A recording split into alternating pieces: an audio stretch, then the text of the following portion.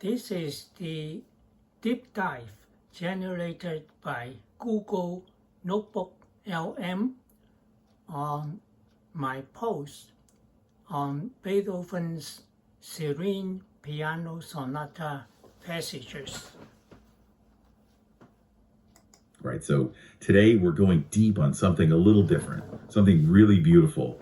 We're diving into some of the most serene and reflective parts of Beethoven's piano sonatas. Yeah. And we're going to be using some selections that were featured on Kai-Fong Lee's YouTube channel. Right. Beethoven wrote 32 piano sonatas in his lifetime, which is pretty incredible when you think about it. It's like this huge musical journey from when he was very young until basically right before he died. It is, yeah. It spans his entire creative life. Yeah. And the sonatas capture such a range of, human emotions and experiences. Oh, absolutely. And, instead of trying to cover all 32 of those sonatas, which is a huge undertaking, we thought it would be interesting to really zoom in on these kind of quieter moments, these moments of serenity and peacefulness, and see what we can find there. And I think this can be, really rewarding for anyone, whether you're already a big Beethoven fan or if you're just starting to get to know his music. Yeah, I think that's a great point. Sometimes I get intimidated by tackling all of the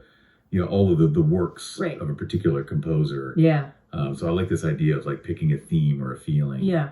And then using that to kind of explore the music. Exactly. Okay, so we've got 3 passages that we picked out from different points in Beethoven's life. Yes. And I guess we'll just kind of go through them chronologically. Well, sounds good. Okay, so the first one is from Sonata number 8, the second movement.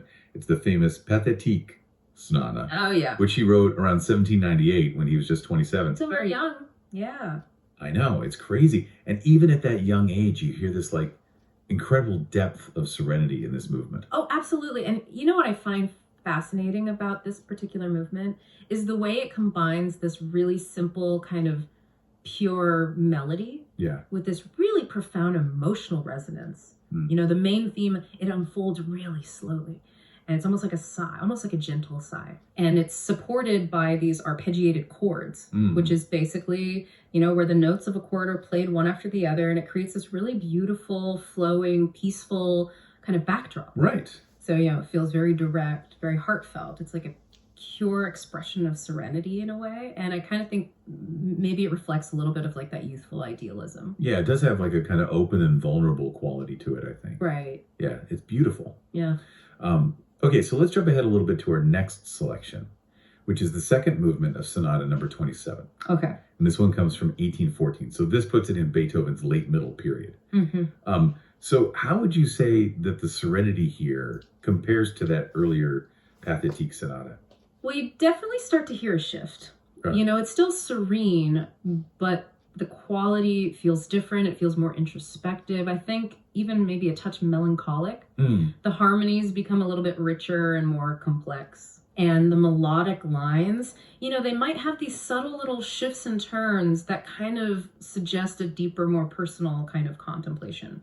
Interesting. It's like if the Pathétique was this clear, calm stream. Yeah. This one is more like a still, reflective lake. It's holding these layers of experience beneath the surface. Oh, that's a beautiful way to put it. Thank you. Yeah, it's like the serenity has gained a certain kind of weight. Exactly. Hasn't it? It's become more lived in a way. Yeah, definitely. Okay, so our final passage takes us to the very end of Beethoven's life. This is from the second movement of Sonata number 32, which he wrote in 1822, just 5 years before he died. So this is peak late Beethoven, right? It is, yeah, this is late style. What kind of serenity do we find here? Yeah, this serenity is often described as being almost otherworldly. There's a sense of transcendence, a kind of letting go. And the musical language is incredibly refined. It's almost like he's distilled it down to its essence. You might hear these long, floating melodic fragments over these really sparse harmonies. And it creates this profound sense of peace.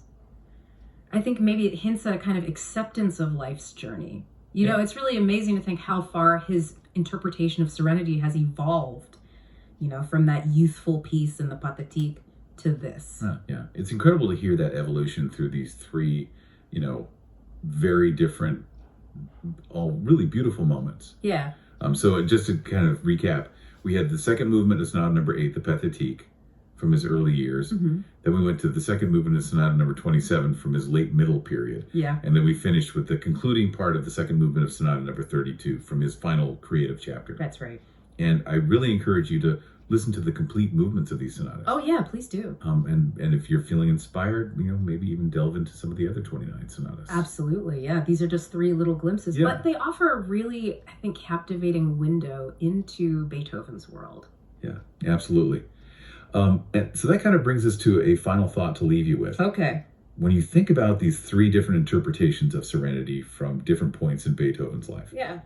how do you think his own understanding and his musical expression of that feeling might have changed and deepened as he went through his life? That's a great question to think about. Yeah, it's really fascinating. It is. All right, thanks so much for joining me today for this deep dive on Beethoven. My pleasure. I hope you enjoyed it, and we'll see you next time for another deep dive. Sounds great.